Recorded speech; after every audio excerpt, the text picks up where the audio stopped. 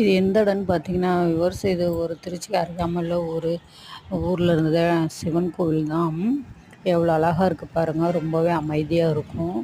அங்க வந்து பார்த்தீங்கன்னா, அனைத்து விதமான பூஜைகளுமே செய்வாங்க. பிரதோஷ நாளன்று பிரதோஷ வழிபாடு, பைரவர் தேய்பிறை அஷ்டமிக்கு பைரவர் வழிபாடு, அ வந்து பார்த்திங்கன்னா, தைப்பூசத்தன்று முருகப்பெருமானுக்கு அபிஷேகம், ஆராதனைகள் அனைத்துமே இந்த கோவில்ல செய்வாங்க.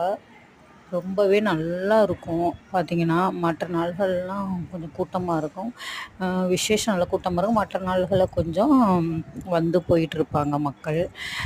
நான் எப்பொழுதுமே வந்து இங்க விளக்கேத்தி செல்வது வழக்கம்.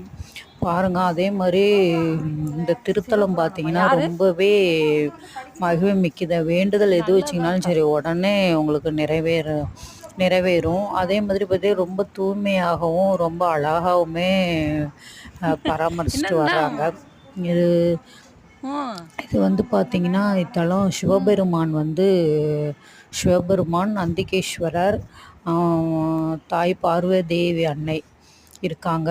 அதேபோல விநாயகர் சன்னதி, குரு தட்சிணாமூர்த்தி அவர்கள், முருகப்பெருமான், வள்ளி தெய்வானையுடன், அதேபோல் கால பைரவர், அதேபோல் நவக்கிரகங்கள் சன்னதியும் இருக்குது.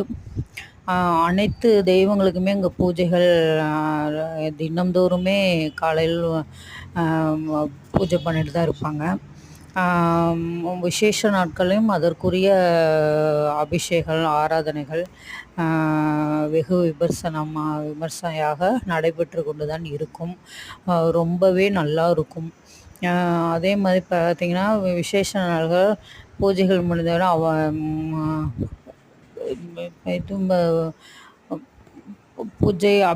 பூஜைகள் முடிந்தவுடன் பிரசாதங்கள் மக்களுக்கு வழங்கப்படும்.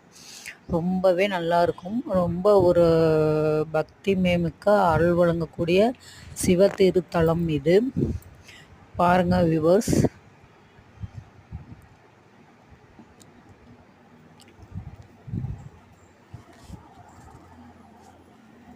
இது வந்து பார்த்திங்கன்னா, நந்தியம்பெருமான், பார்வதேவி அன்னைக்கு அருகாமையில் நந்தியம்பெருமாள் இருக்காங்க. பார்த்திங்களா, நந்திகேஸ்வரர்.